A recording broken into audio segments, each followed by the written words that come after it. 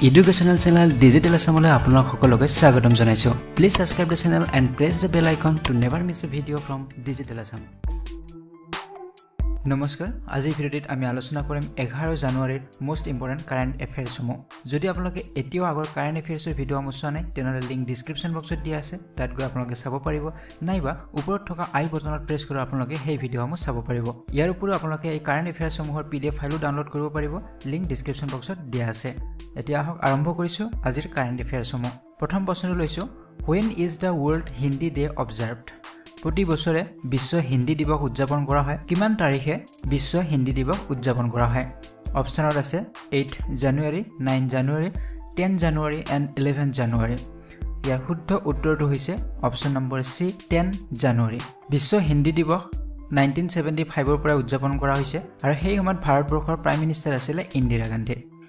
এতিয়া আহিছো 2 number প্ৰশ্নলৈ In which city Prime Minister Narendra Modi inaugurated Ganga Jal project? Recently এখন শহৰত ভাৰতৰ প্ৰধানমন্ত্ৰী গৰাকীয়ে গংগা জল নামৰ এটা প্ৰজেক্ট লঞ্চ কৰিছে সো কোনখন চহৰত এই প্ৰজেক্টটো আৰম্ভণি কৰা হৈছে অপচনত আছে বাৰাণসী হৰিদ্বাৰ আগ্ৰা কানপুৰ ইয়াৰ শুদ্ধ উত্তৰটো হ'ব অপচন নম্বৰ সি আগ্ৰা এই গংগা জল প্ৰজেক্টটো হৈছে বেটাৰ ড্ৰিংকিং ওয়াটাৰৰ বাবে কৰা হৈছে প্ৰজেক্টটো আগ্ৰাত থকা বাসিন্দাসকলে যাতে আৰু বেছি ভাল খোৱা পানী তেওঁলোকে পায় তাৰ বাবে এই প্ৰজেক্টটো লোৱা হৈছে তাৰ ওপৰত আগ্ৰাত বিভিন্ন ঠাইৰ পৰা টুৰিষ্ট আহে তেওঁলোকও যাতে ভাল খোৱা পানী খাব পায় তাৰ বাবে এই প্ৰজেক্টটো লঞ্চ কৰা হৈছে আৰু নামটো এইকাৰণে গংগা জল ৰখা হৈছে কাৰণ গংগা নদীৰ পানীসমূহ ইয়াত পিউৰিফাই কৰা হ'ব Okay, so এতিয়া আহিছো question number 3 লৈ Recently India allowed Iran's Pasargad Bank to open a branch in which city? ইৰানৰ এটা বেংক পাছাৰগাট বেংক এই বেংকটোৰ এটা ব্ৰাঞ্চ ইণ্ডিয়াত খুলিব বিচাৰিছে আৰু ভাৰত চৰকাৰে তেওঁলোকক অনুমতিও দিছে এতিয়া প্ৰশ্নটো হৈছে কোনখন চহৰত এই বেংকটোৰ এটা ব্ৰাঞ্চ খোলা হ'ব যেটো বেংক ইৰানৰ বেংক ইণ্ডিয়ান বেংক নহয় সো অপচনত আছে মুম্বাই চেন্নাই গুৱাহাটী বেংগালুৰু ইয়াৰ শুদ্ধ উত্তৰটো হৈছে অপচন নম্বৰ এ মুম্বাই এতিয়া আহিছো question number 4 লৈ Who is the author of the book titled We Are Displaced? So recently এখন কিতাপ পাবলিশ কৰা হৈছে কিতাপখনৰ নাম আছিল We Are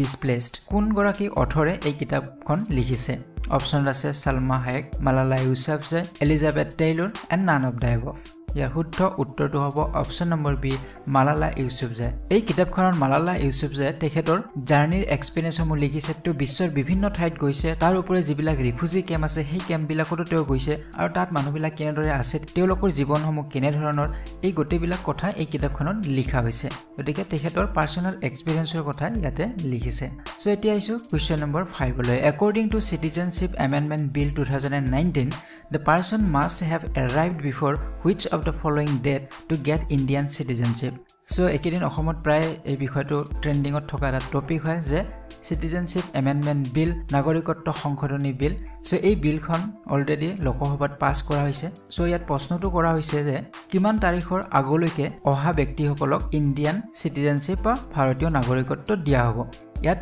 ডেটটোৰ কথা সোধা হৈছে যে কিমান তাৰিখৰ আগত আহিব লাগিব সো ইয়াত অপচন আছে 12 November 1985 31st March 1971 31st December 2014 and 31st December 1951 so ইয়াৰ শুদ্ধ উত্তৰটো হ'ব অপচন নম্বৰ সি 31st December 2014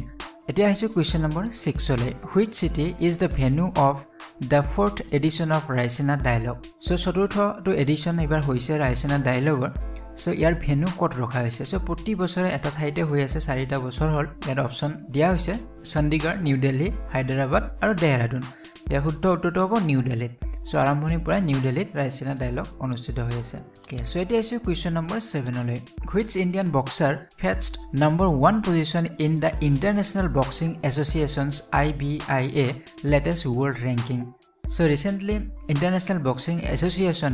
বিশ্ব ৰেংকিং তেওঁলোকে ঘোষণা কৰিছে আৰু এই ৰেংকিংত ভাৰতবৰ্ষৰ এগৰাকী বক্সাৰ প্ৰথম পজিশন লাভ কৰিছে সো সেই বক্সাৰ গৰাকীৰ নাম কি অপচনত আছে মেৰী কম বিজেন্দ্ৰ সিং বিনেশ ফগাট এণ্ড দিনেশ কুমাৰ ইয়াৰ শুদ্ধ উত্তৰটো হৈছে option number A Mary Kom এতিয়া আহিছো আমাৰ শেষৰটি প্ৰশ্ন question number 8 লৈ which ministry launched an online campaign Web Wonder Woman recently so recently এটা অনলাইন কেম্পেইন চলোৱা হৈছে যেটো ইন্টাৰনেটৰ জৰিয়তে কেম্পেইনটো চলিব আৰু তাৰ নাম দিয়া হৈছে ৱেব ওয়ান্ডাৰ ওমেন আৰু এক চমুকে #www বুলিও কোৱা হৈছে গতিকে ইয়াত দুটা প্ৰশ্ন হ'ব পাৰে #www মানে কি বা ইয়াৰ ফুল ফৰ্ম কি সুধিব পাৰে তেতিয়া লিখিব লাগিব ৱেব ওয়ান্ডাৰ ওমেন ইয়াতে সুধিছে যে কোনটো মিনিষ্ট্ৰীয়ে এই কেম্পেইনটো লঞ্চ কৰিছিল ইয়াৰ ওপৰত এই কেম্পেইনটো এই কাৰণে কৰা হৈছে যে ইন্টাৰনেটত বা সোশ্যাল মিডিয়াৰ জৰিয়তে বহু মহিলাই সমাজ সংস্কাৰ বা সমাজ পৰিৱৰ্তনৰ কাম তেওঁলোকে কৰি আছে তাত তেওঁলোকে এচিভমেন্ট লাভ কৰিছে সো সেই ব্যক্তিসকলক এপ্ৰিচিয়েট কৰাৰ বাবে বা সেই ব্যক্তিসকলক ইয়াতে বিচৰাৰ বাবে এই কেম্পেইনটো কৰা হৈছে সো ইয়াত প্ৰশ্নটো হৈছে কোনটো মিনিষ্ট্ৰীয়ে লঞ্চ কৰিছিল ইয়াত অপচন আছে union ministry of home affairs union ministry of health and family welfare union ministry of women and child development and Union Ministry of Information and Broadcasting. ইয়াৰ শুদ্ধ উত্তৰটো হৈছে option number C union ministry of women and child development মহিলা আৰু শিশু বিকাশ মন্ত্ৰালয়ে এই অনলাইন কেম্পেইনটো লঞ্চ কৰিছে সো ফ্ৰেণ্ডছ আজিৰ ভিডিঅ'টিত একেটাই আছিল ইম্পৰ্টেণ্ট কাৰেণ্ট এফেয়াৰ্স যদি আপোনালোকে ভিডিঅ'টো ভাল পাইছে তেনে লাইক কৰক শ্বেয়াৰ কৰক আৰু আমাৰ চেনেলটো ছাবস্ক্ৰাইব কৰিবলৈ একেবাৰে নাপাহৰিব পৰৱৰ্তী ভিডিঅ'ত পুনৰবাৰ লগ পোৱাৰ আশাৰে আজিলৈ বিদায় লৈছো ধন্যবাদ